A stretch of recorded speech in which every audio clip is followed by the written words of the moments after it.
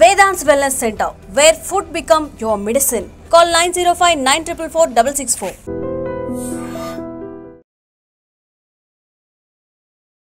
అమృత ప్రణయ్ ప్రేమ వివాహం అలాగే పెద్దలు సీరియస్ గా ఉన్నారు, కొంచెం మీరు చూసుకోండి అని మీకు మొదటి నుంచి కూడా ఇన్ఫర్మేషన్ అయితే ఉంది సార్. అయినా సరే ప్రణయ్ హత్య జరిగింది సార్. అంటే మారుతీరావు ఇంత పని చేస్తాడు అని మీరు ఊహించలేకపోయారా? మారుతీరావును పిలిపించి పక్కన స్థానికంగా అంటే మిర్యాలగూడ అధికారులు కూడా ఉన్నారు, వాళ్ళందరి సమక్షంలో కూడా మాట్లాడినప్పుడు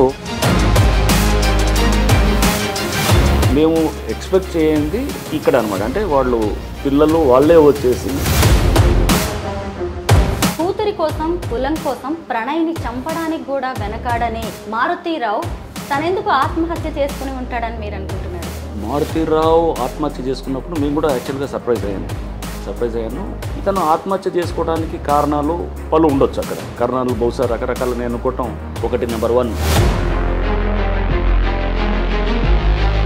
డెఫినెట్గా అతను మోర్ ఆఫ్ ఇమోషనల్గా డిస్టర్బ్ అయ్యి ఉంటాడు అనే దాంతో అతను ఆత్మహత్యకు బహుశా వెళ్ళి ఉంటాడు అనేటటువంటిది నేను అనుకుంటున్నాను. ఒకరికి ఉరిశిక్ష 6గురికి జీవిత ఖైదు విధించే వరకు వచ్చింది అంటే అందులో పోలీసుల పాత్ర కీలకం. మీ మీద కూడా చాలా ఒత్తిళ్లు వచ్చి ఉంటాయి ఆ టైంలో, ముఖ్యంగా డబ్బుతో మేనేజ్ చేయాలనుకోవడము, రాజకీయ ఒత్తిళ్లు కావచ్చు, వీటన్నిటిని దాటుకుని జడ్జిమెంట్ వరకు కేసు ఎలా వచ్చింది? మేము ఫస్ట్ నుంచి కూడా అతను డబ్బున్న వ్యక్తి, అతను ఎక్కడో చోట ఇన్వెస్టిగేషన్ని కానీ ఏదన్నా అతను ఇన్ఫ్లుయెన్స్ చేస్తాడు అంటే మారుతీరావు ఇన్ఫ్లుయెన్స్ చేస్తాడు అనేటటువంటిది నాకు మైండ్లో ఫస్ట్ నుంచి ఉండింది. అందుకోసం మేము టెక్నాలజీని ఎక్కువ బేస్ అయ్యాం అన్నమాట. అంటే ఇన్వెస్టిగేషన్ని సో ముందుగానే అంటే ఊహించాను ఇది అవుతుందనే దాన్ని ఊహించే మేమంతా కూడా దాన్ని తగ్గట్టుగా ప్లాన్ చేయడం కూడా జరిగింది. బెయిల్ మీద రిలీజ్ అయిన తర్వాత సూయిసైడ్కి ముందు మారుతీరావు ఎప్పుడైనా మీతో మాట్లాడాడా సార్? బెయిల్ మీద రిలీజ్ అయిన తర్వాత పోలీస్ కస్టడీలోకి తీసుకున్నప్పుడు అంటే మేము అరెస్ట్ చేసినప్పుడు మాట్లాడాము. స్టార్టింగ్లో తప్పు చేయనట్టు అంటే అతను చేసింది రైట్ అయినట్టు అతను సమర్థించుకునే ధోరణిలో ఉన్నవాడు. ఇతను అలానే హ్యాండిల్ చేశాడు. ఫస్ట్ నుంచి కూడా ఇష్యూని ఎలిమినేట్ చేస్తే సరిపోతుంది అనుకునే ధోరణితో ఉన్నాడు. కానీ ఇంకా వేరే కోణంలో ఎలా చేయాలనేది కూడా ఆ రెండవ కోణం ఏమైనా ఎక్స్ప్లోర్ చేద్దాం అనేది కూడా ట్రై చేసింది కనిపించలేదు. ఇక్కడ అమృత గురించి, బాలస్వామి గారి గురించి కూడా మనం మాట్లాడుకోవాల్సింది సార్. ఈ కేసు విషయంలో స్ట్రాంగ్గా నిలబడ్డారు, అది కూడా మీకు బాగా ప్లస్ అయింది. అప్పటి నుంచి అమృత మీతో టచ్లో ఉందా సార్? జడ్జిమెంట్ తర్వాత కూడా మీకు కాల్ చేసింది కదా అమృత? నాకు ఇది కేసు జడ్జిమెంట్ వచ్చిన తర్వాత కూడా మాట్లాడినప్పుడు అంటే అందరూ చిన్నాభిన్నం అయిపోయి ఒక డెసిషన్ అనాలోచితంగా తీసుకున్న డెసిషన్ వల్ల ఇంతమంది కుటుంబాలు ఇంత ముడిపడి ఉన్నాయనేది మనం అర్థం చేసుకోవాలి.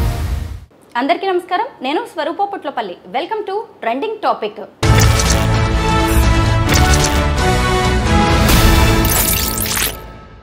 ప్రణయ్ మర్డర్ కేసు 2 తెలుగు రాష్ట్రాల్లో ఎంత సంచలనం సృష్టించిందో, ఎన్ని కుటుంబాలను శోక సంద్రంలోకి నెట్టేసిందో మనమందరం చూస్తూనే ఉన్నాం. అప్పటి నల్గొండ జిల్లా ఎస్పీ సీనియర్ ఐపీఎస్ ఆఫీసర్ ఏవి రంగనాథ్ గారు నాతో పాటు ఉన్నారు. ఆయనతో మాట్లాడి ఎన్ని ఒత్తిడులు వచ్చినా నల్గొండ జిల్లా పోలీసులు ఈ కేసును ఎలా డీల్ చేశారు, అసలు తన తండ్రి ఏ తప్పు చేయలేదు, అన్యాయంగా ఈ కేసులో ఇరికించారు అని A6గా ఉన్న శ్రవణ్ కుమార్ కూతురు ఎందుకు ఆరోపిస్తోంది, ఈ తరం ప్రేమ జంటలకు తల్లిదండ్రులకు ఆయన ఏం చెబుతారో తెలుసుకుందాం. సార్ నమస్తే. నమస్కారం.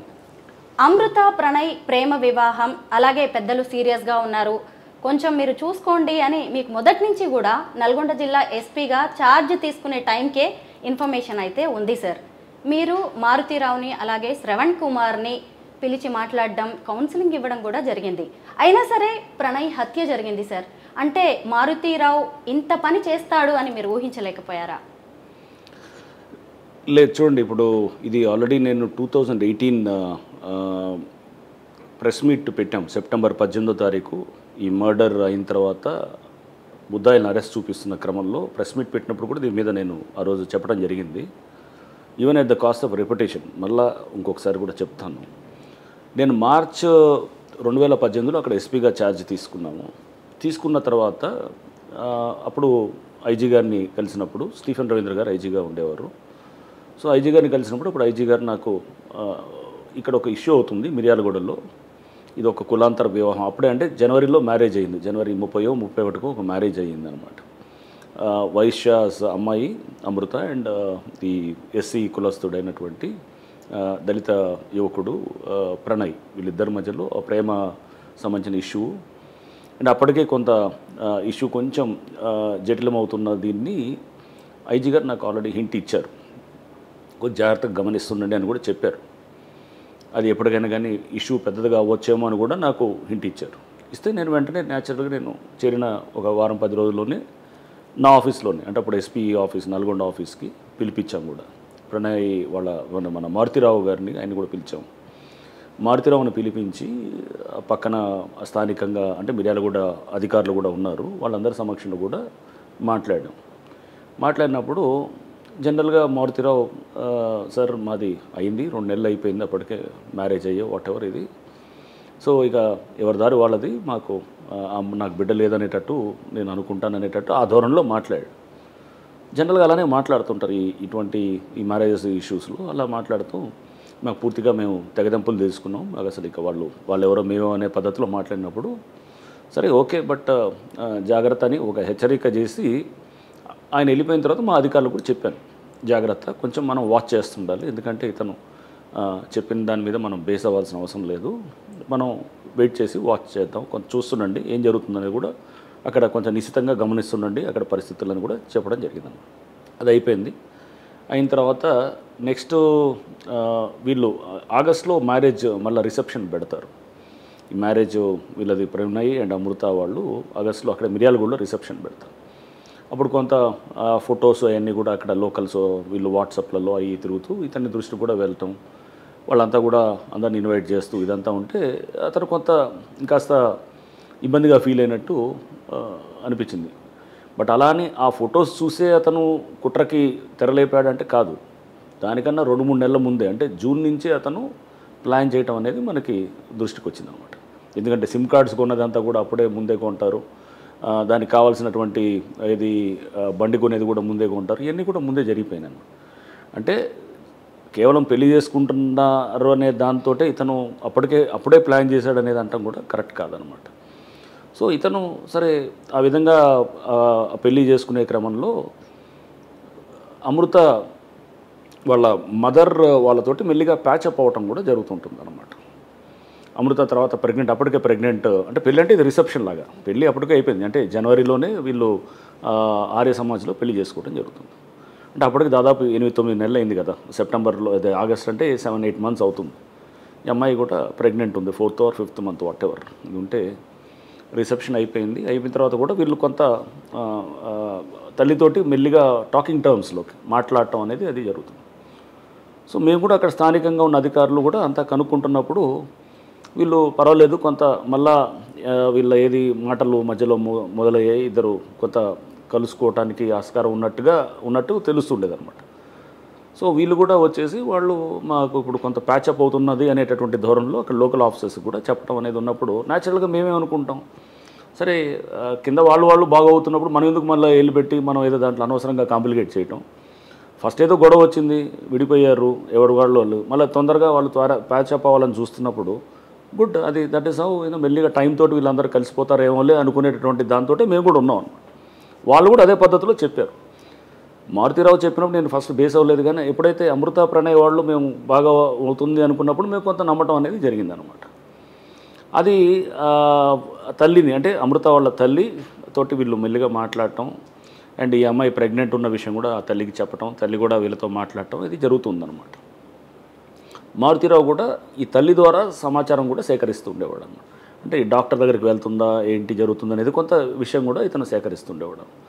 ఇది జరుగుతున్నటువంటి దీంట్లో మేము ఎక్స్పెక్ట్ చేయండి ఇక్కడ అనమాట. అంటే పిల్లలు వాళ్ళే వచ్చేసి మేము బాగున్నాం అనేటప్పుడు చెప్పినప్పుడు స్థానికంగా ఉన్న అధికారులు కూడా న్యాచురల్గా అంత బాగుంది అనుకున్నప్పుడే మేము దాన్ని ఓకే అంత ప్యాచప్ అవుతుందనే దీంతో మేము కూడా కొంత సర్లే అనుకునే దాంతో ధోరణితో తర్వాత జరిగినటువంటి పరిణామాల్లో కూడా ఇదంతా కూడా నేను అప్పుడు ప్రెస్ మీట్లో కూడా ఇదంతా చెప్పడం కూడా జరిగిందనమాట. కూతురి కోసం కులం కోసం ప్రణయ్ని చంపడానికి కూడా వెనకాడని మారుతీరావు తనెందుకు ఆత్మహత్య చేసుకుని ఉంటాడని మీరు అనుకుంటున్నారు సార్? మారుతీరావు ఆత్మహత్య చేసుకున్నప్పుడు మేము కూడా యాక్చువల్గా సర్ప్రైజ్ అయ్యాను. కొంత అంటే బాధ కూడా పడ్డాం, అది కూడా చెప్పాను ఎందుకు బాధపడ్డాం అనేది కూడా. అంటే చాలా అమితంగా ప్రేమించాడు, బేసికల్గా తన బిడ్డని అమితంగా ప్రేమించాడు. బట్ ఆ ప్రేమ ఏదైతే ఉందో అతను ఆ ప్రేమని అంటే బిడ్డ ఏదైతే అమితంగా ప్రేమించిన అమ్మాయి ఎప్పుడైతే కనుక వేరే అతనితోటి వివాహం చేసుకుని వెళ్ళిపోయిన తర్వాత ఆ జరిగిన పరిణామాలు పరిస్థితులను ఇతను హ్యాండిల్ చేయలేకపోవటం, ఫైనల్గా ఇతనే ప్రాణం ముగించుకోవటం అనేది కొంత అదే బాధ అనిపించింది అన్నమాట. అంటే ఇతనికి ఒక పరిస్థితులను ఎలా హ్యాండిల్ చేసుకోలేకపోయాడు అనేది దానితోటి అంటే దాన్ని తట్టుకోలేక ఇతను ఈ పరిస్థితి రావటం అతనికి అంతా కూడా మనం చూసాం. ఇతను ఆత్మహత్య చేసుకోవడానికి కారణాలు పలు ఉండొచ్చు. అక్కడ కారణాలు బహుశా రకరకాల నేను అనుకోవటం, ఒకటి నెంబర్ 1 ప్రపంచం అంతా అప్పటికి అంటే మారుతిరావు చనిపోయిన తర్వాత అతని మీద అందరూ జాలి అనేది ఒక అంటే రెండుగా చీలిపోయింది. అమృత వైపు మాట్లాడేవాళ్ళు కొంతమంది, అంటే ఇట్లా అంటే టీనేజ్ లవ్ దీని ఇష్యూస్ గురించి మాట్లాడేవాళ్ళు ఉన్నారు, తండ్రి ప్రేమ అనే మాట్లాడేవాళ్ళు ఇట్లా. బట్ అంతకుముందు అంటే మారుతిరావు చనిపోకముందు అతన్ని మొత్తం అంత సమాజం దృష్టిలో అతను ఒక మర్డర్ చేసిన వాళ్ళలాగానే అతన్ని చూస్తూ ఆ విధంగా ఉండటంతో కూడా ఇతను కొంత నేను అనుకోవటం బహుశా దాంతో కూడా చాలా ఇమోషనల్గా డిస్టర్బ్ అయినట్టు అనేది కూడా కనబడుతూ ఉండింది అనమాట. అదొక కారణం ఉండొచ్చు. ప్రేమించిన న్యాచురల్గా బిడ్డ కూడా అతని నుంచి దూరం అయిపోయి అంటే మర్డర్ అయింది, అందరూ కేసుల్లోకి అయ్యారు కానీ బట్ అనుకున్నది ఏమీ అవ్వలేదు కదా, అక్కడ ఏం సాధించింది ఏం లేదు. అందరూ కేసులో వెళ్ళారు, జైలుకి వెళ్ళారు, ఇదంతా అయింది. బట్ అక్కడేమి ఇతను అనుకున్నది యాక్చువల్గా అతన్ని మర్డర్ చేసిన తర్వాత బిడ్డ ఇతని దగ్గర వెనక్కి వస్తుందేమని అనుకునే దీంతో ఇతను ప్లాన్ ఉండేది. బట్ అదేం జరగలేదు. జరగకుండా ఇతను అరెస్ట్ అయ్యాడు. తర్వాత బిడ్డ దగ్గర అమీర్గా వెళ్ళేసి వాళ్ళ మామగారి దగ్గర ఎక్కడ ఉండటం ఇదంతా కూడా జరిగిందనమాట. ఇతను అనుకున్న క్యాలిక్యులేషన్స్ ఎక్కడ వర్కౌట్ కావట్లేదు. బిడ్డ కూడా ఇతన్ని ఏది తప్పుగా అంటే ఒక మర్డర్ చేసిన దీనిలాగానే సమాజంలో అయితే అనుకుంటుంది, అలానే బిడ్డ కూడా అనుకోవటంలో కూడా అనుకుంటుంది. దీంతోపాటు కేసు కూడా మేము కొంత పగడ్బందీగా బిల్డ్ చేయడం కూడా అతను కూడా 1-2 సందర్భాల్లో అక్కడిక్కడ మాట్లాడటం కూడా మేము విన్నాం అనమాట. అది మాకు కూడా సమాచారం వచ్చింది. సో కేసు కూడా పగడ్బందీగా అవుతుందండి. అంటే కేసు కోసం అనేది నేను అన్ను, బట్ డెఫినెట్గా అతను మోర్ ఆఫ్ ఇమోషనల్గా డిస్టర్బ్ అయ్యి ఉంటాడు అనే దాంతో అతను ఆత్మహత్యకు బహుశా వెళ్ళి ఉంటాడు అనేటటువంటిది నేను అనుకుంటుంది అనమాట. సార్, ప్రణయ్ మర్డర్కి ముందు తర్వాత కూడా ఇలాంటి పరువు హత్యలు చాలా జరిగాయి. కానీ పోలీసులు ఈ కేసుని ఎలా డీల్ చేశారు, ఇన్వెస్టిగేషన్ అనేది పక్కాగా ఎలా జరిగింది సార్? ఎందుకంటే ఇప్పుడు మనం చూస్తూనే ఉన్నాం, ఒకరికి ఉరిశిక్ష 6గురికి జీవిత ఖైదు విధించే వరకు వచ్చింది అంటే అందులో పోలీసుల పాత్ర కీలకం. మీ మీద కూడా చాలా ఒత్తిళ్లు వచ్చి ఉంటాయి ఆ టైంలో, ముఖ్యంగా డబ్బుతో మేనేజ్ చేయాలనుకోవడము, రాజకీయ ఒత్తిళ్లు కావచ్చు, వీటన్నిటిని దాటుకుని జడ్జిమెంట్ వరకు ఈ కేసు ఎలా వచ్చింది? రైట్ అండి. ఈ కేసులో ఉన్న ఇంగ్రీడియంట్స్ కొంచెం డిఫరెంట్గా ఉంటుంది చాలా. దాని తర్వాత కూడా ఇమీడియట్గా 1-2 నెలల్లోనే నేను ఎర్రగడ్డలో ఒక మర్డర్ అవుతుందన్నమాట. అంటే ప్రణయ్ మర్డర్ అయిన తర్వాత కూడా ఒక 1-2 మంత్స్లోనే ఎర్రగడ్డ దగ్గర కూడా అవుతుంది. దాంట్లో తండ్రి వచ్చేసి బిడ్డను చంపుతాడు, కూతుర్ని చంపుతాడు. అంటే వాళ్ళంతా కూడా ఏంటంటే ఆర్థికంగా నార్మల్గా అతను వెరీ నార్మల్గా ఉంటాడు. అంటే బట్ ఇదే same inter caste marriage issues ఉంటాయన్నమాట.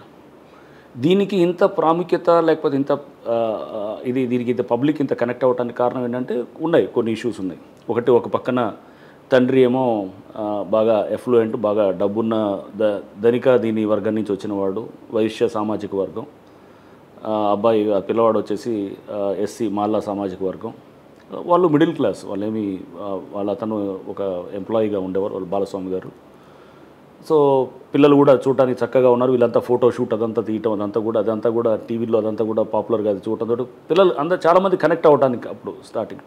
అండ్ సీసీ ఫుటేజ్లో క్లియర్గా నరకటం అనేది పట్టుకొని అదంతా కూడా చేయటం, హైర్డ్ కిల్లింగ్స్ ఆస్పెక్ట్ రావటం, కాంట్రాక్ట్ కిల్లింగ్స్ రావటం, ఐఎస్ఐ రిలేటివ్ ఆపరేటివ్స్ వాళ్ళు కూడా ఐఎస్ఐ ట్రైన్డ్ అయినటువంటి ఆపరేటివ్స్ దీంట్లో ఇన్వాల్వ్ అవ్వటం, అంటే చాలా కరుడు కట్టిన నేరస్తులు కూడా దీంట్లో అన్నింటిలో ఉండటం, ఇవన్నీ కూడా బహుశా నేను అనుకోవటం ఈ కేసుకి కొంత ఇంకా అంటే బహుశా పబ్లిక్ ఎక్కువ దీని మీద ఇంట్రెస్ట్ చూపించడానికి కారణాలు అయి ఉండొచ్చేమని అనుకున్నాం అనమాట.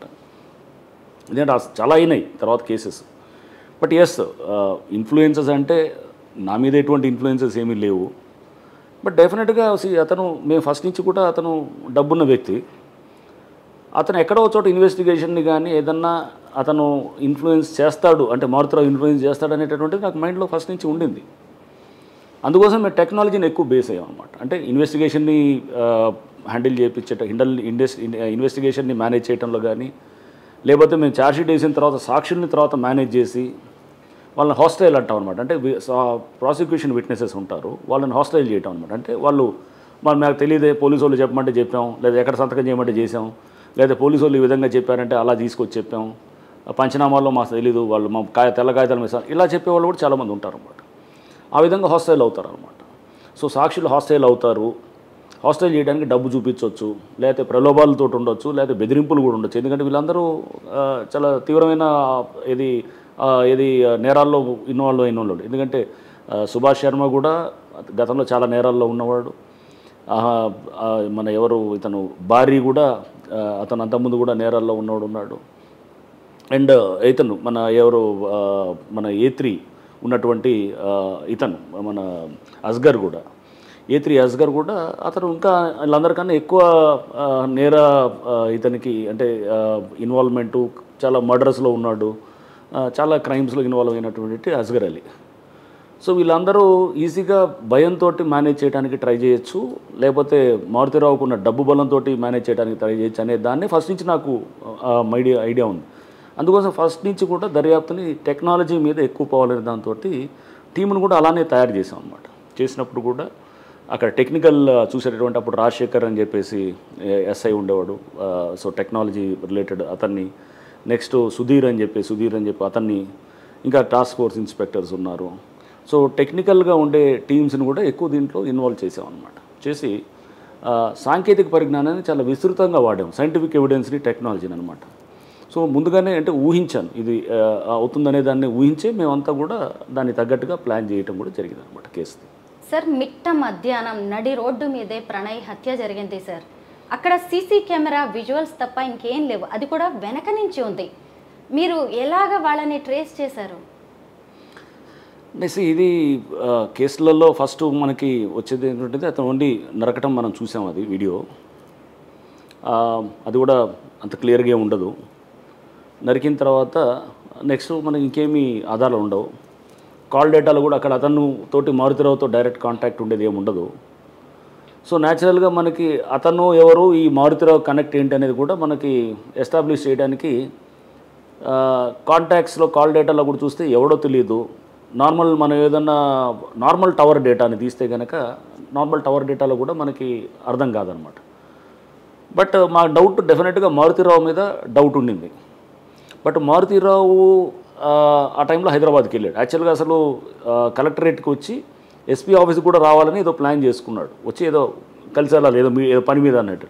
అంటే ముందుగా అంటే ఆలిబీ అంటాం అన్నాడు, అంటే ఆ టైంలో నేను లేను అక్కడ, నేను ఇక్కడే కలెక్టరేట్లో ఉన్నానని చెప్పి చూపించడానికి. బట్ ఎప్పుడైతే కనుక అతను ఈ మర్డర్ అయింది కొంచెం భయంతో మాడుగులపల్లి నుంచి హైదరాబాద్కి వెళ్ళిపోయాడు అనమాట. అంటే అక్కడ వస్తూ నల్గొండకు వస్తూ రాకుండా ముందే హైదరాబాద్కి వెళ్ళిపోయాడు. హైదరాబాద్కి వెళ్ళి హైదరాబాద్లో ఉన్నాడు. సో అతను మర్డర్కి కొంత టైం ముందే హైదరాబాద్కి వెళ్ళి అక్కడే ఉన్నాడు అనేది మనకి అక్కడ వచ్చినటువంటిది. So it was a preplanned and premeditated murder అనమాట అది. సో అంటే చాలా పద్ధతిగా పగడ్బందీగా ఇతను ప్లాన్డ్గా చేసినటువంటి మర్డర్ ఇది. ఇతను కాన్స్పిరసీలో ఇదంతా ఉన్నది. సో మేము అక్కడ న్యాచురల్గా మారుతిరావుని కూడా అతని నుంచి విచారణ చేస్తే అతనికి ఏం కాంటాక్ట్స్ ఉండవు. కొంత లోకల్ ఇన్పుట్ తీసుకుని అసలు ఏం జరిగింది, ఏం జరుగుతుంది అనేది కొంత తీసుకున్నప్పుడు ఒకటి రెండు కొంత ఇన్ఫర్మేషన్స్ వచ్చాయన్నమాట. ఆ ఇన్ఫర్మేషన్స్ని ట్యాప్ చేసినప్పుడు మనకి కరీం అనేవాడు బయటకు వచ్చిందనమాట. కరీం A5 కరీం పేరు వచ్చిన తర్వాత కరీం నుంచి మనం మెల్లిగా కనెక్ట్ అవ్వటం మొదలెట్టాం అనమాట. కరీం దగ్గర నుంచి కరీం కూడా పారిపోతూ మాకు దొరికాడు. కరీం నుంచి కనెక్ట్ చేసుకుంటూ మేము ట్రై చేసినప్పుడు కరీము అంటే అసలు ఏం జరిగింది అనేది అంత చూసినప్పుడు కరీం తర్వాత మాకంటే వచ్చిన సమాచారం ఇదంతా. తర్వాత వీళ్ళందరి నుంచి మనం ఒకసారి అరెస్ట్ అయిన తర్వాత వీళ్ళందరి దగ్గర నుంచి మనం అంటే ఇది జరిగింది ఏంటంటే ఇలా అనేసి అంటే కరీం నుంచి బహుశా వీళ్ళు మనకి స్టోరీ అంతా రావచ్చు అనే దాంతో ఇతని కోసం ట్రై చేసాం. ఈ లోపల తక్కిన వాళ్ళు కూడా మనకి వచ్చేసింది ఇన్ఫర్మేషన్ కూడా, ఇంటెలిజెన్స్ కూడా మేము తీసుకోవటం అంతా రకరకాల పద్ధతుల్లో సేకరించడం జరుగుతుంది కదా. చేసినప్పుడు కొంత ఇది ఉంది. బట్ అస్గర్ వాళ్ళు అనేది మాకు తర్వాత రావటం ఇన్ఫర్మేషన్ అంతా కూడా, దాని తర్వాత వాళ్ళని మహారాష్ట్రలో పికప్ చేయటం, శర్మనేమో బీహార్లో పికప్ చేయటం, అక్కడ అరెస్ట్ చేసి అక్కడ బీహార్ పోలీసు సహాయ సహకారాలతో వాళ్ళని అరెస్ట్ చేయటం ఇవన్నీ కూడా జరిగిందనమాట. ఎంత పెద్ద నేరస్తుడైనా ఎక్కడో ఒక చోట తప్పు చేస్తాడు, క్లూ వదిలేస్తాడు. అసలు చేతికి మట్టంటకుండా అల్లుణ్ణి అంతం చేయాలనుకున్న మారుతీరావు హాస్పిటల్లో సీసీ కెమెరా ఉందని చూసుకోలేదంటారా? సీసీ కెమెరా తోటి మనకేం వచ్చింది ఏం లేదు లీడ్ అక్కడ. మీరు అది కూడా చూస్తే కనుక సీసీ కెమెరా తోటి వచ్చింది ఏం లేదు, బ్యాక్ సైడ్ నుంచి వచ్చింది. ఆ సీసీ కెమెరా లేకున్నా కానీ కూడా మాకు వర్కౌట్ అవుతుంది. ఎందుకంటే ఫైనల్గా ఎటు వచ్చి డౌట్ మారుతిరావు మీద ఉండింది. బట్ మారుతిరావు నుంచి మీకు ఇన్ఫర్మేషన్ తీయలేదు. మారుతిరావు చుట్టుపక్కల ఎవరు ఉంటారనేది కొంత దాని మీద ఇన్ఫర్మేషన్ నుంచే మేము మొదలెట్టాం అనమాట. సో మారుతిరావుని ఎందుకంటే అతను కొంత వయసు రీత్యా పెద్ద మనిషి అండ్ అక్కడ డబ్బున్న వ్యక్తి, అతన్ని మనం వెంటనే అతను ఏంటంటే నేను లేను అసలు హైదరాబాద్లో ఉన్నాను అంటాడు. ముందు అందుకోసం మనం ఇన్ఫర్మేషన్ తీయాలంటే కనుక అక్కడ పరిస్థితులు ఏంటి అనేది కొంత ఆరా తీసుకున్నప్పుడు అక్కడ మనకి కొంత కనబడుతుంది అనమాట. సో అది ఆ లోకల్ ఇంటెలిజెన్సే అది మనకి కీలకం అవుతుంది అనమాట ఎప్పుడైనా కానీ. సో చేసి తప్పించుకోవటం అది మనకి కాదు అన్నప్పుడు మోటివ్ అనేది చాలా ఇంపార్టెంట్. ఎవరికి ఉంటుంది? ఒక వ్యక్తిని చంపాలంటే కనుక మోటివ్ ఎవరికి ఉంటుంది? అది ఓన్లీ కొంతమందికే ఉంటుంది. అంత బలమైన మోటివ్ ఎవరికి ఉంటుంది అనేది ఫస్ట్ వెతుకుతాం అనమాట. వెతికినప్పుడు అందుకోసం ఎఫ్ఐఆర్లోనే మనకి మారుతిరావు పేరు వచ్చేస్తుంది అనమాట. ఎఫ్ఐఆర్ డ్రాఫ్టింగ్ చేసినప్పుడే సో వాళ్ళ తండ్రి బాలస్వామి ఇస్తాడు, వాళ్ళ అనుమానం మాకు మారుతిరావు తండ్రితో అనేది ఎఫ్ఐఆర్లోనే వచ్చేస్తుంది. సో అంటే ఉన్నది. బట్ ఈ ఆస్పెక్ట్స్ అన్ని తీయడానికి కొంత టైం పట్టింది. ఒక ముందు ఎవరెవరు దీంట్లో ఉన్నారు, అసలు ఎవరు ఇన్వాల్వ్ అయినారు ఇదంతా నేను తెలుసుకోవటానికి. జనరల్గా ఇస్తారు చాలా ఎఫ్ఐఆర్స్లో కూడా వెంటనే వాళ్ళు ఏది వీళ్ళనడం కొన్ని సందర్భాలు వేరే వాళ్ళు తేలిన సందర్భాలు కూడా ఉంటాయి. బట్ ఇక్కడ మేము అనుకున్న లైన్లో వెళ్ళినప్పుడు కొంత ఇమీడియట్గా ట్రేస్ అవుట్ అవ్వటం కూడా జరిగిందనమాట. బెయిల్ మీద రిలీజ్ అయిన తర్వాత సూయిసైడ్కి ముందు మారుతిరావు ఎప్పుడైనా మీతో మాట్లాడాడా సార్? బెయిల్ మీద రిలీజ్ అయిన తర్వాత పోలీస్ కస్టడీలోకి తీసుకున్నప్పుడు అంటే మేము అరెస్ట్ చేసినప్పుడు మాట్లాడాము, పోలీస్ కస్టడీ తీసుకున్నప్పుడు కూడా మాట్లాడాము. తర్వాత బెయిల్ మీద రిలీజ్ అయిన తర్వాత కూడా అతన్ని ఒకసారి బెదిరిస్తున్నాడు అనే దాని మీద కూడా ఇంకో కేసు కూడా పెట్టాము. అది కూడా అప్పుడు కూడా పిలిచి మాట్లాడాము. నేను 2-3 సందర్భాలు మాట్లాడినప్పుడు ఫస్ట్లో కొంత ఏమి స్టార్టింగ్లో తప్పు చేయనట్టు అంటే తప్పు అతను చేసింది రైటే అనేటట్టు అతను సమర్థించుకునే ధోరణిలో ఉన్నవాడు. మెల్లిగా అతనిలో కనపడ్డదనమాట. అంటే ఆ ఫీలింగ్స్ అనేది లేదు, కొంత అంటే నా బిడ్డ కోసం నేను చేశానని ఉన్నాడు. బట్ అప్పుడు స్పష్టంగా అడగటం కూడా జరిగింది, నీ బిడ్డ కోసం నువ్వు చేసినప్పుడు వేరే బిడ్డ నువ్వు ఎలా చంపుతావు అని చెప్పేసి. వేరేవాడు కూడా ఒక తండ్రికి బిడ్డే కదా అతను కూడా. సో అతన్ని నువ్వు ఎలా చంపుతావు? నీ బిడ్డ మీద నీకు ప్రేమ ఉండొచ్చు, అతని బిడ్డ మీద అతనికి ప్రేమ ఉంటుంది కదా అన్నప్పుడు కూడా అతనిలో కొంత రిమోర్స్ అనేది అంటే అతనిలో కొంత అది ఉన్నది. అంటే థింకింగ్లోకి వెళ్ళాడు, ఆలోచనలో పడ్డాడు. అంటే అతను అంతా యాక్చువల్గా నాకు అనిపించింది ఏంటంటే డబ్బు ఇట్లా ల్యాండ్ ఇష్యూసు రియల్ ఎస్టేటు దాంట్లో ఉన్నాడేమో కానీ ఒక మనిషికి అంటే ఒక బేసికల్గా ఒక మెచ్యూరిటీ ఉన్నటువంటి ఒక హ్యూమన్గానో ఒక ఇండివిజువల్గానో అంత పరిపక్వత లేదని నాకు అనిపించింది అనమాట. అంటే బేసికల్గా అతను అంత ఎడ్యుకేషన్ కూడా బ్యాక్గ్రౌండ్ లేదు, లేకపోతే ఎడ్యుకేషన్ లేని వాళ్ళు చాలామంది చాలా మంచి మెచ్యూర్డ్గా ఉండేవాళ్ళు చాలామంది ఉన్నారు ఆ లైన్లో. ఎందుకంటే ఒక రియల్ ఎస్టేట్ డీలింగ్ ఎలా చేశాడో, ఒక డబ్బు ఉన్నదాన్ని ఎలా అయితే హ్యాండిల్ చేస్తారో అలానే భార్య అనేవాడు కనెక్ట్ అవ్వటం, ఆ భార్య అనేవాడు ఈ ల్యాండ్ డీలింగ్స్లో ఉన్న ద్వారానే అతనికి పరిచయం. భార్య కనెక్ట్ అయిన తర్వాత ఆటోమేటిక్గా అస్గర్ కనెక్ట్ కావటం అండ్ ఈ శర్మ కనెక్ట్ కావటం, ఇదంతా కూడా ఒక నేర సామ్రాజ్యంలో వీళ్ళంతా ఆరితేరిన వాళ్ళు వీళ్ళందరూ వాళ్ళతోటి కనెక్ట్ అవ్వడానికి భూదందాలు కారణం అనమాట అక్కడ. సో అలా కనెక్ట్ అవ్వటం ఇతను అలానే హ్యాండిల్ చేశాడు. ఫస్ట్ నుంచి కూడా ఇష్యూని ఎలిమినేట్ చేస్తే సరిపోతుంది అనుకునే ధోరణితో ఉన్నాడు. కానీ ఇంకా వేరే కోణంలో ఎలా చేయాలనేది కూడా ఆ రెండవ కోణం ఏమైనా ఎక్స్ప్లోర్ చేద్దాం అనేది కూడా ట్రై చేసింది కనిపించలేదు అనమాట. జడ్జిమెంట్ తర్వాత శ్రవణ్ కూతురు చేసిన వ్యాఖ్యలు మీరు కూడా చూసుంటారు సార్. అసలు వాళ్ళ తండ్రి తప్పే చేయలేదని అన్యాయంగా ఈ కేసులో ఇరికించారు అని చెప్పి అమ్మాయి అంటోంది. దీని మీద మీ అభిప్రాయం? మీరు చూస్తే కనుక నరసింహ గారు పొద్దున్న నేను అది కూడా వీడియోస్ చూస్తున్నాను. నరసింహ గారు స్పెషల్ పీపీ అక్కడ వాళ్ళు డిఫెన్స్ విట్నెస్ని ప్రవేశపెడితే డిఫెన్స్ విట్నెస్సే వాళ్ళకి హాస్టైల్ అయినారని చెప్పేసి కూడా అంటే వాళ్ళకంటే అదే వ్యతిరేకమైంది. డిఫెన్స్ విట్నెస్ అక్కడ ఒక విలేకరిని పెట్టినప్పుడు అదే హాస్టైల్ అయింది, అదే వ్యతిరేకమైంది వాళ్ళకి. అండ్ మారుతిరావు ఏం చేస్తారంటే డబ్బు రిజిస్ట్రేషన్ చేస్తాడు. ఇది మార్చిలోనే ఇది ఆస్తులు అంతా కూడా తమ్ముడి పేరు మీద వాళ్ళ పేరు మీద మార్చడం, భార్య పేరు మీద అది మారుస్తాడు. అంటే బిడ్డ పేరు మీద నుంచి బిడ్డకు కాకుండా అన్నీ కూడా నా తమ్ముడికి వీళ్ళకి చెందాలని చెప్పేసి ఆ విధంగా. అండ్ ఆ బిడ్డ కూడా ఇప్పుడు అమృత కూడా ఫస్ట్ డే 1 నుంచి కూడా శ్రవణ్ మీద చాలా స్ట్రాంగ్గా చెప్తూ వస్తుంది అనమాట. చెప్తూ అతను సినిమాలకు వెళ్తే కూడా తీసుకొచ్చి కొట్టటము చేయటం అంతా చేసి అంటే జనరల్గా కాంప్లికేట్ చేయటంలో తండ్రి ఎలా బిహేవ్ చేశాడో బాబాయ్ ఎంతగానో ఎక్కువ బిహేవ్ చేసేవాడు అనేది కూడా తండ్రి ఆ విధంగా ఆ స్టేజ్కి డైవ్ చేయడంలో బాబాయ్ కూడా one of the main reason అనేటటువంటి విధంగా డే 1 నుంచి చెప్తూ ఉందన్నమాట. కోర్టులో కూడా అదే చెప్పింది. అండ్ డే 1 నుంచి ఆమె ఏ లైన్లో ఉందో అదే ఆ లైన్లో స్టిక్ ఆన్ అయిందనమాట. ఇక్కడ అమృత గురించి, బాలస్వామి గారి గురించి కూడా మనం మాట్లాడుకోవాల్సింది సార్. అన్యాయం జరిగింది, ఖచ్చితంగా వీళ్ళకి శిక్ష పడాల్సిందే అని వాళ్ళు కూడా ఎంతో ఈ కేసు విషయంలో స్ట్రాంగ్గా నిలబడ్డారు. అది కూడా మీకు బాగా ప్లస్ అయింది. అప్పటి నుంచి అమృత మీతో టచ్లో ఉందా సార్? జడ్జిమెంట్ తర్వాత కూడా మీకు కాల్ చేసింది కదా? అవునండి, అమృత స్ట్రాంగ్ లేడీ బేసికల్గా. బాలస్వామి కూడా వెరీ నైస్ జెంటిల్మెన్. ఆయన కూడా నేను చాలా సందర్భాల్లో మేము మాట్లాడాను. తర్వాత నేను ట్రాన్స్ఫర్ వచ్చిన తర్వాత కూడా అప్పుడప్పుడు నేను మాట్లాడుతున్నాను కానీ, but not on a regular basis. Amrutha నాకు ఇది కేసు జడ్జిమెంట్ వచ్చిన తర్వాత కూడా మాట్లాడినప్పుడు కంగ్రాచులేట్ చేసింది నాకు. నేను కూడా కంగ్రాచులేట్ చేశాను, లేదమ్మా నువ్వు గట్టిగా నిలబడ్డావు అని చెప్పేసి.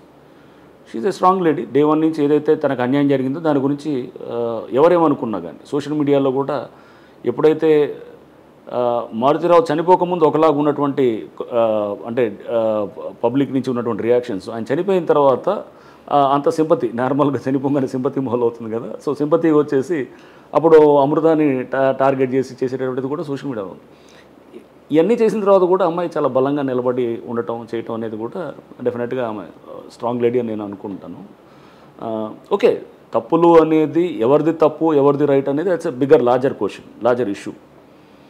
చూస్తే కనుక దీంట్లో ఎవరు బాగున్నారు ఫైనల్గా చూస్తే కనుక, బాలస్వామి కొడుకును కోల్పోయి అతను నష్టపోయాడు, అమృత భర్తను కోల్పోయి ఆమె నష్టపోయింది, అండ్ మారుతిరావు బిడ్డ అందరూ దూరం అయిపోయి అతనే సూసైడ్ చేసుకొని అతను మొత్తం ఆయన ఫ్యామిలీ, ఆయన భార్య వాళ్ళందరూ నష్టపోయినారు. చిన్న బిడ్డ పుట్టినవాడు, తండ్రి లేడు, ఎవరు లేకుండా అతను అంటే ఓవరాల్గా ఇప్పుడు మళ్ళీ దాని తర్వాత శిక్షలు పడి ఇప్పుడు దాదాపు 6-7 మంది చూస్తే కనుక 1+7 అంటే సుభాష్ శర్మకి జస్ట్ ఈ మర్డర్ కాంట్రాక్ట్ ఒప్పుకోకముందే పెళ్ళయింది, జస్ట్ కొన్ని నెలల ముందే పెళ్ళయింది. ఆ తర్వాత అతనికి బిడ్డ పుట్టాడు, ఇతను జైల్లో ఉన్నప్పుడే బిడ్డ పుట్టినప్పుడు ఆ బిడ్డ అది కూడా అతనికి అంటే అనేది అతను వాళ్ళ ఫ్యామిలీ అంతా డిస్టర్బ్ అయిపోయింది. ఒక బిడ్డ ఏదైతే చిన్న బిడ్డ పుట్టాడో ఇప్పుడు అతను అది ఆ డ్యామేజ్ ఇదంతా కూడా అతని వల్ల అంటే ఒక చిన్న ఇన్సిడెంట్ ఎంతమంది ప్రాణాల మీదగా తీసుకొచ్చిందని. శ్రవణ్ ఇప్పుడు వాళ్ళ ఫ్యామిలీ అంతా డిస్టర్బ్ అవుతుంది. నెక్స్ట్ దాంతోపాటు అస్గర్, అతను ఏదైతే పిల్లల కోసం లేకపోతే బిడ్డల కోసం సంపాదించాలి లేకపోతే ఫ్యామిలీ కోసం కావాలనుకున్నాడు, ఆర్థికంగా ఇబ్బందులు ఉన్నాడు, దానికోసం అతను ఏదైతే కాంట్రాక్ట్ కిల్లింగ్లోకి వెళ్ళాడో అతను ఇప్పుడు వెళ్ళేసి ఎటు కాకుండా అయిపోయింది. అంటే అందరూ చిన్నాభిన్నం అయిపోయి ఒక డెసిషన్ అనాలోచితంగా తీసుకున్న డెసిషన్ వల్ల ఇంతమంది కుటుంబాలు దీంతో ముడిపడి ఉన్నాయనేది మనం అర్థం చేసుకోవాలి. సో ఒక డెసిషన్కి వచ్చే ముందు ఇట్లాంటి ఒక ప్రాణం తీయాలన్నా ఒక మేజర్ క్రైమ్ చేసే ముందు మనం దాని చుట్టూ ఉన్న ఫ్యాక్టర్స్ అన్నిటిని జాగ్రత్తగా అంచనా వేసి మనం ఏం చేస్తున్నాం. ప్రేమించుకోవటం అనేది అది టీనేజ్లో ఉండేటటువంటి కొన్ని న్యాచురల్గా హార్మోనల్ చేంజెస్ వస్తుంటాయండి. హార్మోనల్ చేంజెస్ వచ్చినప్పుడు ఆపోజిట్ సెక్స్ వైపు అట్రాక్ట్ అవటం అనేది అడాలసెన్స్లో ఇట్స్ ఎ నార్మల్ థింగ్. అది ఇట్స్ బయలాజికల్ ఉండే ఒక ఫిజియోలాజికల్గా వచ్చేటటువంటి మార్పులు అయ్యి దాన్ని మనం ముందు ఆ సెన్స్ కానీ లేకపోతే ఆ మెచ్యూరిటీ అది అర్థం చేసుకునేటటువంటి ఉంటే కనుక things would have been different. But అలా అర్థం చేసుకోలేదు. ఎప్పుడైతే ఈ అమ్మాయి టీనేజ్లో నుంచే ప్రణయ్ తోటి లవ్లో ఉన్నప్పుడు ఆ తర్వాత ఏజ్ అంటే 18 years అయిన తర్వాత పిల్లవాడికి 21 years అవ్వగానే వీళ్ళు ఈ ప్రేమ గురించి తెలిసినప్పుడు తండ్రి రియాక్ట్ అవ్వటం, కొంత రియాక్ట్ అయ్యేటప్పుడు కొంచెం వైల్డ్గా రియాక్ట్ అవ్వటం, ఈ అమ్మాయి అంటే ఆమె ఏ నిర్ణయాలు తీసుకోవాలన్నా కానీ కూడా తండ్రి రియాక్షన్ వలన ఈ బిడ్డ కూడా రియాక్ట్ అవుతుండేది అనమాట. బిడ్డ కానీ ప్రణయ్ కూడా అంటే ఒక రియాక్షన్ ఇంకో రియాక్షన్కి కారణం ఏది, ఈ రియాక్షన్ ఇంకో రియాక్షన్ కారణం ఏది, అందరూ రియాక్ట్ అవుతూనే ఉన్నారు. ఈ రియాక్ట్ అవుతున్న క్రమంలో విచక్షణ అనేది మర్చిపోయి ఈ అమ్మాయి వెళ్ళేసి పెళ్లి చేసిన తర్వాత ప్రేమ వివాహం ఆర్య సమాజంలో చేసుకోవటం, ఆ తర్వాత ఇతను మళ్ళీ రియాక్ట్ అయ్యి ఒక మర్డర్కి కాన్స్పిరసీ అంతా కూడా చేయటం, దానివల్ల జరిగినట్టు ఇవన్నీ అంటే ఒక ఇష్యూని సరిగ్గా హ్యాండిల్ చేసుకోలేకపోతే, ఒక టీనేజ్ సైకాలజీని అర్థం చేసుకోలేకపోతే, అడాలసెన్స్లో వచ్చేటటువంటి ఇటువంటి మార్పుల్ని మనం తెలుసుకోలేకపోతే కనుక అంటే పిల్లల మనస్తత్వం ఎలా ఉంటుంది ఆ వయసులోనే తెలుసుకోకపోతే తండ్రిగా మనం ఈ తల్లిదండ్రులు కూడా ఇది కూడా తెలుసుకోవాలి. ఇప్పుడు ఎందుకంటే చాలామంది పిల్లలు ఈ సోషల్ మీడియా దీని ఇన్ఫ్లుయెన్స్లో కూడా వచ్చేసి టీనేజ్ ఇవన్నీ ఇన్ఫాచ్యుయేషన్స్ call love or infatuation what ever. So ఇది కామన్ ఫినామినన్ అయిపోయింది. దాన్ని హ్యాండిల్ చేసుకునే విధానం కూడా తల్లిదండ్రులకి తెలియాలి. ఇట్లాంటివి వచ్చినప్పుడు రియాక్ట్ అయ్యి వాళ్ళ ఈ నిర్ణయాలని మీరు ఇంకా స్పీడప్ చేయకూడదు. Time is the healer. Time చాలా ఇంపార్టెంటు. టైంతో చాలా పరిష్కారాలు అవుతాయి. మీరు అనుకున్నట్టు వాళ్ళు తయారవచ్చు, లేకపోతే వాళ్ళలో వాళ్ళు విడిపోవచ్చు, కలిసి ఉండవచ్చు, ఏదైనా జరగవచ్చు, రకరకాల ఫ్యాక్టర్స్ అవ్వచ్చు. బట్ టైం అనే దాన్ని మనం త్వరగతిన కొన్ని చేస్తే కనుక కాన్సిక్వెన్సెస్ ఈ విధంగా ఉంటాయని కూడా మనం అర్థం చేసుకోవాలన్నమాట. సార్, సోషల్ మీడియాలో రకరకాల వాదనలు వినిపిస్తూ ఉన్నాయి. ఇప్పటికి కూడా అమృతని తప్పుపడుతున్నారు. అలాగే మారుతీరావు అమర్ రహే అంటున్నారు. ఎంతకీ కూడా దీన్ని ఒక తండ్రి ప్రేమగా చూపించే ప్రయత్నమే జరుగుతుంది. మీరేమంటారు సార్? ఈ కేసు డెఫినెట్గా మనము మారుతీరావుని తప్పుగా చూడటానికి లేదండి. ఎందుకంటే ఒక తండ్రిగా అతని వరకు కరెక్ట్. ఏది తండ్రిగా ఎంతవరకు కరెక్ట్ అంటే బిడ్డ మీద ప్రేమ ఉన్నంత వరకు కరెక్ట్. బట్ అవతల బిడ్డను చంపడం అనేది కరెక్ట్ కాదు అనేది అంటున్నాం అనమాట. అంటే నువ్వు ఒక తండ్రి కాదు కదా, నువ్వు వేరే వాడి గురించి కూడా ఆలోచన చేయాలి కదా. వేరే అతను కూడా తండ్రే కదా. సో అతనికి సపోర్ట్ వస్తుంది అంటే కనుక చనిపోయాడు. మన దగ్గర ఏంటంటే కొంత సింపతి అనేది న్యాచురల్గా ఉంటుంది కాబట్టి బిడ్డని ఇప్పుడు ఏంటంటే ఇట్లా ఏది అమ్మాయిని అరే నువ్వు ఏది వాళ్ళు పలు దూషణలు అవి కూడా చూస్తుంటాం మనం, ఏని చూస్తూ మాట్లాడేవాళ్ళు ఎన్నింటి అంటే ప్రేమించడం తప్పైనట్టు లేదా ఇంట్లో ఇది చేసినట్టు అనేటటువంటి విధంగా సోషల్ మీడియాలో చాలా కామెంట్స్ వస్తున్నాయి.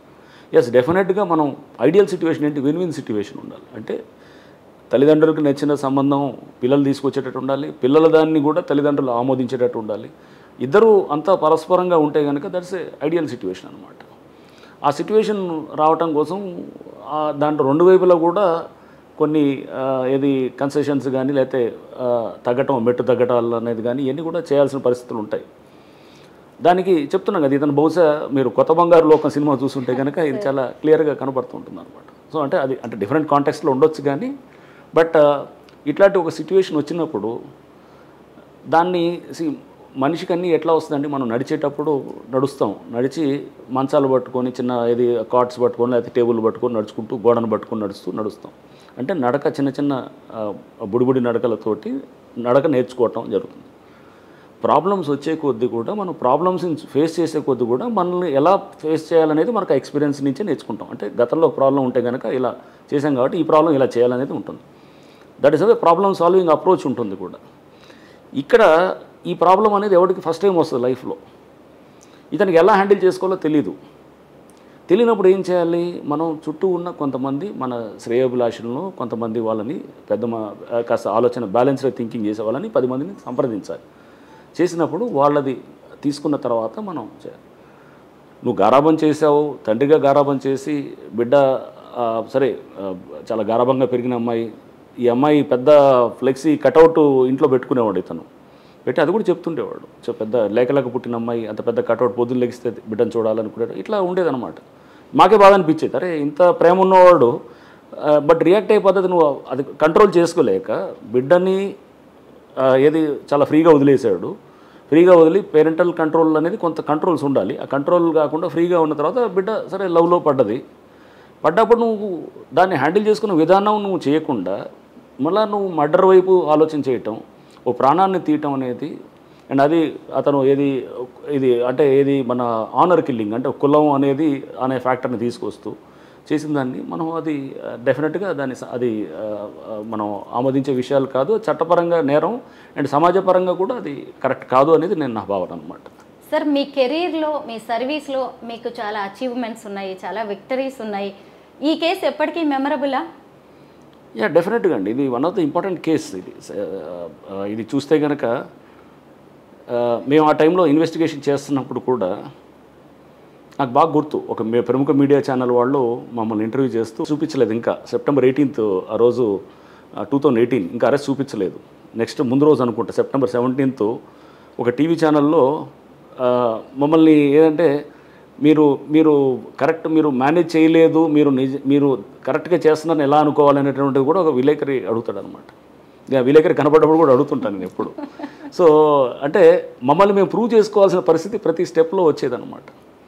అంటే ఎంతసేపు ప్రతిసారి శల్య పరీక్షనే అంటే ప్రతిసారి మనం అంటే దాంట్లో ఎన్నో మేము ఇట్లా ఏదో అపవాదులు కానీ లేకపోతే ఇట్లా మా మీద అలిగేషన్స్ అనేదో కింద టీం సరిగ్గా చేయట్లేదనో లేకపోతే డిలే అవుతుంటే ఎఫ్ఐఆర్ ఛార్జ్షీట్ డిలే అవుతుంటే కనుక రకరకాల మాటలు ఇది దాని మీద ఎన్నో వస్తుండే, అన్నింటినీ కూడా పక్కన పెట్టి నీ లక్ష్యం మనకు ఏదైతే ఉందో దాని వైపు పోవాలి, రేపు మన రిజల్టే మనం మాట్లాడుతుంది అనేది చాలా స్పష్టంగా ఉండేవాడిని.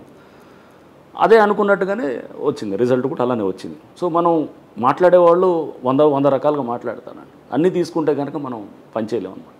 సో మనం చాలా స్పష్టంగా ఒక కేసు మనకి వచ్చినప్పుడు మేము కేసుగా చూడటం అనమాట. కేసును కూడా మేము దీంట్లో సమాజం దాని యొక్క సమాజం దీని రోల్ ఉంది అంటే ఒక ఇది ఆనర్ కిల్లింగ్, ఒక దీంట్లో ఇది ఉన్నది, క్యాస్ట్తో పాటు ఒక క్లాస్ కాంపోనెంట్ కూడా దీంట్లో మిళితమై ఉంది.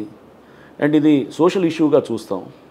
అండ్ ఒక ఫ్యామిలీలో జరిగినటువంటి ఇష్యూని అది అందరూ ఎందుకు కనెక్ట్ అయ్యారంటే కనుక ఇది అందరూ సమాజం అంతా కనెక్ట్ అయిందనమాట. సో ఇట్స్ మాకు కూడా ఒక సమాజం గురించి నేర్చుకోవడానికి, అసలు ఇష్యూలో ఉన్నటువంటి దాని హ్యూమన్ బిహేవియర్స్ని అంచనా వేయడానికి, ఒక టీనేజ్ సైకాలజీని తెలుసుకోవడానికి, ఒక పేరెంటల్ కంట్రోల్స్ ఏ విధంగా ఉండాలనే దాన్ని అర్థం చేసుకోవడానికి ఈ కేసు చాలా దోహదపడ్డది. ఇంతేకాకుండా టెక్నాలజీస్లో రకరకాల టెక్నాలజీస్ని యూజ్ చేస్తూ సైంటిఫిక్ ఎవిడెన్స్ని కూడా మేము గ్యాదర్ చేస్తూ మాకు దీంట్లో కూడా మాకు ఒక దర్యాప్తులో ఒక ఇంకా నెక్స్ట్ అడ్వాన్స్డ్గా పోవడానికి కావాల్సినటువంటి పద్ధతులను కూడా ఈ కేసు ద్వారా నేర్చుకోవడం జరిగిందనమాట. సార్, కొంతమంది మేము ఏం చేసినా చెల్లుతుంది, డబ్బుతో దేన్నైనా మేనేజ్ చేయొచ్చు అనుకుంటారు. ముఖ్యంగా ఈ ప్రణయ్ హత్య కేసు తర్వాత అవంతిక అలాగే హేమంత్ అనే వాళ్ళది కూడా మర్డర్ జరిగింది సార్. అది కూడా పరువు హత్యే. ఆ తర్వాత రీసెంట్గా సూర్యాపేట జిల్లాలో భార్గవి కృష్ణ మర్డర్ కేసు. ఇలా కొంతమంది చట్టాలు, పోలీసులు, న్యాయస్థానాలని చాలా తక్కువ అంచనా వేస్తూ ఉంటారు. అలాంటి వాళ్ళకి మీరు ఏం చెప్తారు సార్? క్లియర్గా అండి, ఈ కేసు ద్వారా డెఫినెట్గా ఒక స్ట్రాంగ్ మెసేజ్ అయితే వెళ్ళినట్టుగా మనం భావించాలి సమాజానికి. కానీ అండ్ తప్పు చేస్తే కనుక ఎప్పుడైనా కానీ కూడా పోలీసు వ్యవస్థ చాలా బలంగా ఉంది, కోర్టు వ్యవస్థ కూడా బలంగా ఉంది. కొంత డిలే అయ్యిండి వచ్చేవో కానీ బట్ న్యాయం అయితే జరిగిందని నేను భావిస్తాను. Only thing is Telangana police one of the best police అండి కంట్రీలో. ఓన్లీ మనకు ఉన్నటువంటి ఇది కన్స్ట్రెంట్ ఏంటంటే ఎక్కువ కేసులు అవడంతో అటెన్షన్ అనేది కొంత మిస్ అవుతుంది అంతే తప్ప కానీ బట్ మనకున్న టెక్నాలజీస్, మనకున్నటువంటి కేపబిలిటీసు, తెలంగాణ పోలీసు ఆఫీసర్స్కు వాళ్ళకు ఉన్నటువంటి ఎబిలిటీసు దీంట్లో ఎక్కడా కుదవలేదు. కంట్రీలో we are one of the best అనమాట. సో అది మనం పోలీసు వ్యవస్థ చాలా బలంగా ఉన్నటువంటి రాష్ట్రం తెలంగాణ రాష్ట్రం. కోర్టులు కూడా కొంత అంటే డిలే చేయాలని ట్రై చేశారు. ఇది వీళ్ళు కూడా నేను ఈ కేసు అయిన తర్వాత 2.5 ఏళ్ళు ఉన్నాను. మర్డర్ అయ్యి ఛార్జ్షీట్ అయిన తర్వాత కూడా 2.5 ఏళ్ళు అక్కడ నల్గొండలో పనిచేశాను. అంటే దాదాపు 2.5 years. అంటే ఇది 2019లో ఛార్జ్షీట్ వేశాం జూన్లో. నేను 2021 ఎండింగ్ దాకా ఉన్నాను. అంటే దాదాపు మీరు చూస్తే కనుక ఆల్మోస్ట్ 2.5 years ఉన్నాను అనమాట. 2.5 yearsలో కూడా ట్రయల్ కమెన్స్ కాలేదు. ట్రయల్ని వీళ్ళు సాగదీస్తుండేవాళ్ళు. అంటే కోర్టు విచారణని అటు పోయి హైకోర్టుకు పోయి ఒకటి వెళ్ళేవాడు, ఇంకొకటి పోతే ఇంకొకటి పోయేవాడు, ఇట్లా ఒక్కొక్కడు ఫేజ్ వైజ్గా ఒకటి తర్వాత ఒకటి పోయి ఏదో ఒకటి ప్రాసెస్ అడ్డం వేసి దాని కేసుని అంటే మేమంతా వెళ్ళిపోవాలి, ఎక్కడ ఎస్పీ వెళ్ళిపోవాలి, లేకపోతే అక్కడ స్థానికంగా ఉన్న డిఎస్పీ అధికారులు వాళ్ళందరూ వెళ్ళిపోతే కేసు కొంత హ్యాండిల్ చేసుకోవడానికి ఈజీ అవుతున్నటువంటిది కూడా వాళ్ళు ఫస్ట్ నుంచి కూడా దీంట్లో ఉన్నారు. మేము కూడా జిల్లా జడ్జి గారిని కలవటం, వాళ్ళని కూడా రిక్వెస్ట్ చేయటం, ఇదంతా కూడా అక్కడ స్పెషల్ పీపీని అపాయింట్ చేయడంలో కలెక్టర్ గారికి రిక్వెస్ట్ చేయటం, బాలస్వామి వచ్చి రికమెండ్ చేయటం, అతను మన నరసింహ గారిని అడిగారు, ఇదంతా కూడా. సో ఇది మేము కూడా ఫస్ట్ నుంచి చాలా క్లియర్గా ఉన్నాం అనమాట. ఎక్కడ మనం రాంగ్ స్టెప్ పడకూడదు, మనం కొంచెం డిలే అయినా కానీ కూడా మనం సిస్టమ్స్ని జాగ్రత్తగా సెట్ చేస్తే కనుక ఈరోజు కాదు రేపు ఖచ్చితంగా వస్తుంది అనే దీంతో వెళ్ళాం అనమాట. ఈ కేసుని మీరు చాలా సీరియస్గా తీసుకున్నారు సార్. మీ టీం అందరు కూడా బాగా పనిచేశారు. 1600 పేజీలకి పైగా ఛార్జ్ షీట్ ఫైల్ చేశారు, 100 మందికి పైగా సాక్షుల్ని విచారించారు, దాదాపు 5.5 ఏళ్ళు విచారణ జరిగింది సార్. అయితే ఆ తర్వాత జరిగిన పరిణామాలు ఇప్పుడు చూస్తే జడ్జిమెంట్ వచ్చింది. ఇక్కడతో ఈ కేసు ఆగిపోతుంది కదా, మళ్ళీ హైకోర్టు, సుప్రీంకోర్టుకు కూడా వెళ్తుంది. మరి ఇదే ఫైర్ని అక్కడి వరకు కొనసాగిస్తారా సార్? ఒకటండి, మనం కేసుని బలంగా ఫండమెంటల్స్ చాలా క్లియర్గా ఉండాలి. ఇదే ఫైర్ అంటే నేనేం చేసింది ఏం లేదు. నేను వచ్చేసిన తర్వాత నల్గొండ జిల్లా నుంచి వచ్చేసిన తర్వాత నేను వేరే జిల్లాల్లో పనిచేశాను. వరంగల్ కమిషనర్గా వెళ్ళాను, సిటీ ట్రాఫిక్ కమిషనర్గా, సిటీ ట్రాఫిక్ జాయింట్ కమిషనర్గా ఉన్నాను, హైడ్రా కమిషనర్గా వచ్చాను. అక్కడ స్థానిక పోలీసు వాళ్ళు పర్సూ చేస్తూ ఉంటారు. బట్ ఎంత పర్సూ చేసినా ఫండమెంటల్స్ మనకు చాలా స్ట్రాంగ్ ఉండాలి. అంటే కేసు బలంగా ఉండాలి. అందుకోసం మేము ఫస్ట్ నుంచి కూడా అన్ని సాక్ష్యాలు రేపు ఓరల్ ఎవిడెన్స్ అంటే సాక్ష్యాలు చెప్పేవాళ్ళు, సాక్షులు రేపు వాళ్ళు మేనేజ్ చేయబడ్డా కానీ కూడా టెక్నాలజీ అనేది రేపు దాంతో బిల్డ్ చేస్తే కనుక సాంకేతిక పరిజ్ఞానాన్ని వాడితే ఆ కేసు ఎటు మనం చాలా స్ట్రాంగ్ ఉంటాం అనే దాంతో ఫస్ట్ నుంచి కూడా ప్రతి సాక్ష్యాన్ని కూడా 4-5 కోణాల్లో మేము విచారణ చేసినప్పుడు మేము ఇట్లానే కూర్చునే వాళ్ళం. ఓ 10 మంది టీం కూర్చొని నా ఎస్పీ ఆఫీస్లో నా రూమ్లో కూర్చున్నప్పుడు డిస్కషన్ చేస్తుండేవాళ్ళం. నేను ఒక ఎవిడెన్స్ పెట్టగానే దాని మీద నేనే క్వశ్చన్స్ రేస్ చేస్తుండేవాడిని. సో తర్కం అనమాట. అంటే ఈ క్వశ్చన్ అయితే డిఫెన్స్ అడ్వకేట్ ఎలా రియాక్ట్ అవుతాడు, క్రాస్ ఎగ్జామినేషన్ ఎలా ఉంటుంది, సో ఏం వస్తుంది క్వశ్చన్, అందరూ కూడా కాంట్రిబ్యూట్ చేస్తుండేవాళ్ళు. ఒక డిస్కషన్ లాగా ఉండి లేట్ నైట్స్ కూడా కూర్చున్న సందర్భాలు ఉన్నాయి. శ్రీనివాస్ మిర్యాలగూడ డిఎస్పీ అప్పుడు ఉండేవారు. సో ఆయనతో పాటు ఉన్నటువంటి inspectors, next SIs, technical team చెప్పాను కదా, రాజశేఖర్ అండ్ సుధీర్ వీళ్ళందరూ కూడా చాలామంది ఉండేవారు. హాలియా అప్పుడు ధనుంజయన్ ఇన్స్పెక్టర్ ఉండేవారు. నెక్స్ట్ టాస్క్ ఫోర్స్ టీం ఉండేవారు, పిఎన్డి ప్రసాద్ అని ఉండేవారు. నెక్స్ట్ చాలామంది, అంటే అందరూ కూడా దీంట్లో మనసు పెట్టి ఒక టీమ్గా చేశారు. డీజీ గారు అప్పుడు మహేందర్ రెడ్డి గారు, ఐజీ గారు స్టీఫెన్ రవీంద్ర గారు, ప్రాసిక్యూషన్ టీం చాలా స్ట్రాంగ్, నరసింహ గారు, అందరూ అంటే అందరూ ఒక కలెక్టివ్గా చేయడంతో ఇప్పుడు రిజల్ట్ వచ్చింది. జస్ట్ ఎవరో ఒకళ్ళిద్దరు అనుకుంటే రాదు అనమాట. ఇట్స్ టీమ్ ఎఫర్ట్ తోటి ఇంత మంచి రిజల్ట్. అంటే అందరు వెళ్ళిన తర్వాత కూడా మేనేజ్ చేయాలని చాలా ట్రై చేశారు వాళ్ళు, సాక్షులు కానీ ఇవన్నీ కానీ. బట్ ఎక్కడ వర్కౌట్ కాలేదు అండ్ క్లియర్గా మేము ఫస్ట్ నుంచి అదే ప్రిజంప్షన్తో ఉన్నాం కూడా. సో రేపు నేను అనుకోవటం హైకోర్టులో కూడా ఫండమెంటల్స్ క్లియర్గా ఉన్నప్పుడు రేపు హైకోర్టులో కూడా రివ్యూకి వచ్చినా కానీ కూడా ఐ డోంట్ థింక్ వాళ్ళకి ఎటువంటి రిలీఫ్ వస్తుందని నేను అనుకోను. ఈవెన్ సుప్రీంకోర్టుకి వెళ్ళినా కూడా పెద్ద రిలీఫ్ ఉంటుందని కూడా నేను అనుకోను. అమృత ప్రణయ్ కేసులో చాలా విషయాలు మాతో షేర్ చేసుకున్నారు sir. Thank you so much for your valuable time. Thank you.